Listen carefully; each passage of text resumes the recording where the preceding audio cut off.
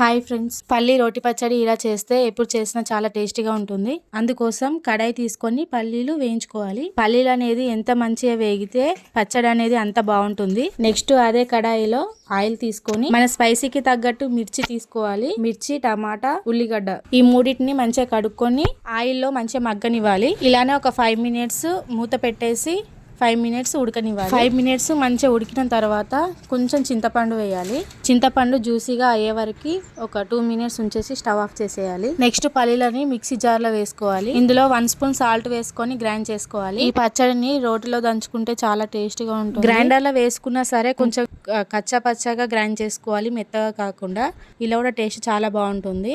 పల్లీలు మెత్తగా గ్రైండ్ చేసుకున్న తర్వాత టమాటా, మిర్చి యాడ్ చేసి గ్రైండ్ చేసుకోవాలి. ఉల్లిగడ్డని గ్రైండ్ చేసుకోవద్దు. నేను వీడియోలో చూపించే విధంగా ఇలానే కచ్చా పచ్చగా గ్రైండ్ చేసుకోవాలి. ఈ పచ్చడిని ఉల్లిగడ్డలు ఉన్న కడాయిలోనే వేయాలి. అంతే అండి, పల్లి టమాటా పచ్చడి కంప్లీట్ అయిపోయింది. తాలింపు అవసరం లేదండి. ఈ పల్లీల పచ్చడి రైస్ లోకైనా, సంగటిలోకైనా, దోశలకైనా టేస్ట్ చాలా బాగుంటుంది. మీరు కూడా ఇంట్లో ట్రై చేయండి. Do like, share and subscribe.